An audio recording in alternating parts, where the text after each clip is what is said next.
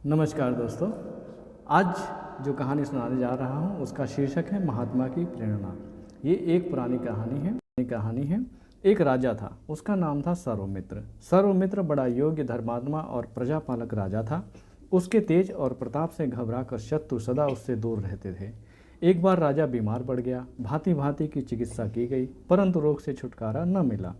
पड़ोसी राजा का एक वैद्य बहुत ही विद्वान, बुद्धिमान और कार्यकुशल था। वह राजा सर्वमित्र को किसी प्रकार जीतना चाहता था। उसने अपने वैद्य को बुलाया और कहा, तुम वेश बदल कर सर्वमित्र के पास जाओ और उसकी चिकित्सा करो।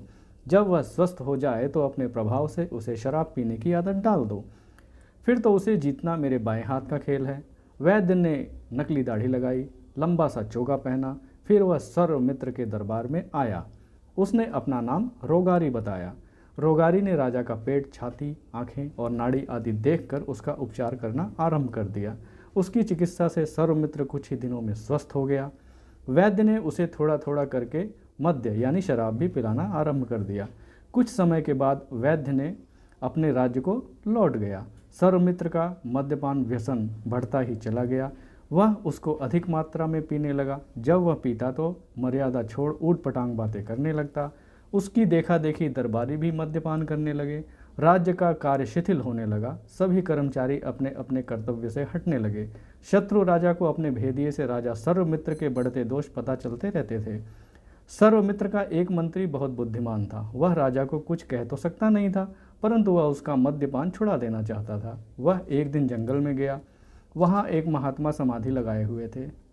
जब उनकी समाधि टूटी तो मंत्री ने दंडवत करके कहा, महात्मा जी, आप जिस राज्य में रह रहे हैं उसका राजा सर्वमित्र मद्यपान का व्यसनी बन गया है।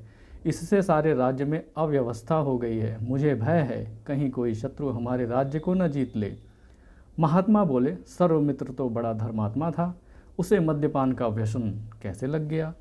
मंत्री ने वैद्य की चिकित्सा वाली सारी घटना कह सुनाई। महात्मा जी ने कहा, तुम जाओ, मैं शीघ्र ही आऊँगा। अगले दिन जब दरबार लगा हुआ था तो महात्मा जी आ पहुँचे। उस समय सर्वमित्र राज सिंहासन पर बैठा था। इस समय शराब का नशा उतर चुका था। महात्मा जी ने हाथ में एक घड़ा लटका रखा था।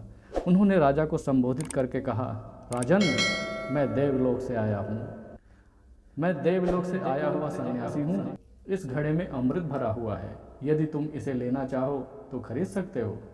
राजा ने कहा, इस अमृत में क्या गुण है। महात्मा बोले, इस अमृत का रंग लाल लाल सा है। जो इसको पीता है वह मान मर्यादा खो बैठता है और अंड बंड बकने लगता है। इसको पीकर अपने और पराये का भेद जाता रहता है। अत्याचार, व्यभिचार और अभिमान आदि अवगुणों का यह जनक है। यह विचार और विवेक को समाप्त कर देता है।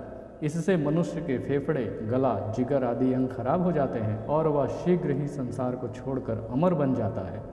राजा ने सोचकर कहा, ये सभी काम तो मद्य के होते हैं।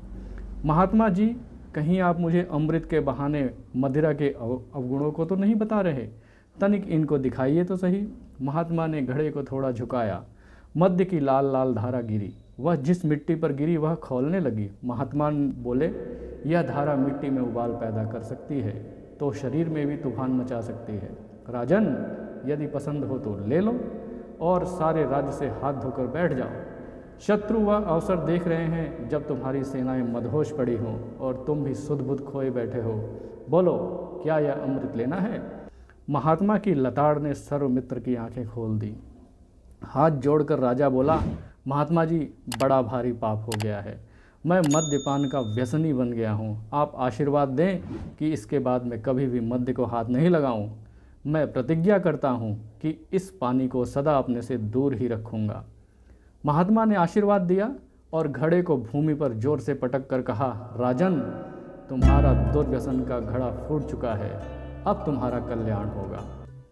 कहना न होगा कि उस दिन से राजा ने मद्यपान छोड़ दिया और सारी प्रजा भी सुधर गई।